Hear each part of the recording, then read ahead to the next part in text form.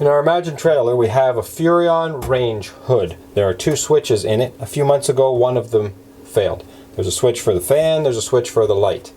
It took about 6 months to get the new switch. We got it directly from Furrion, aka Lippert. They were out of stock at first when we ordered it, but eventually it did come through.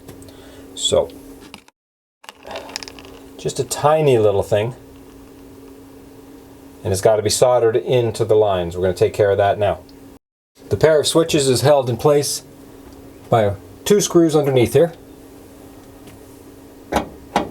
Not difficult to remove.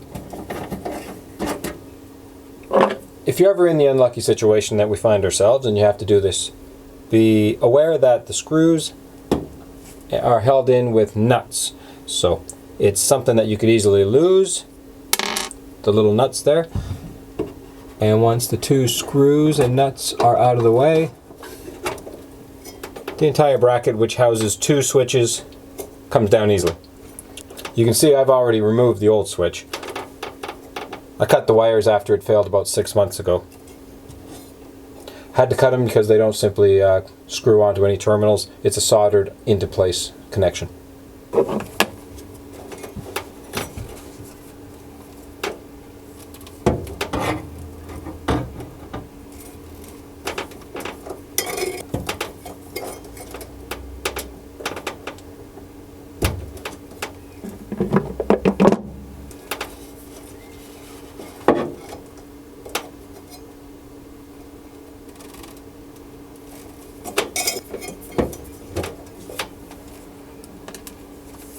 With the wires just twisted in place on the switch's terminals, I'll test before I go to the trouble of soldering. So.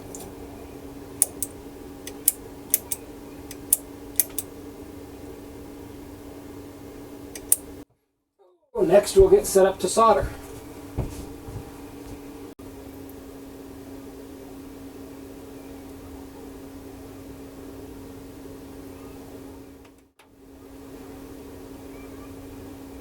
A couple of weeks ago I tried doing this and I only had the really thick solder, the kind that you would use for plumbing. Couldn't do it. Much easier now that I have the correct thin product.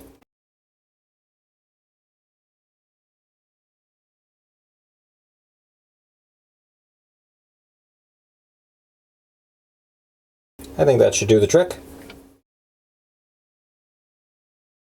Now when I first received the switch I thought, uh-oh, I got the wrong color. Somehow I ended up with a white switch. That wasn't the case. I realized that there's a small plastic button cover and that simply slides on. Unfortunately, it wasn't until after I soldered the two connections that I realized I have to put the switch in from this direction and screw it to the bracket before the wires are connected to the switch. Oh geez, so that gives me a little extra practice in soldering.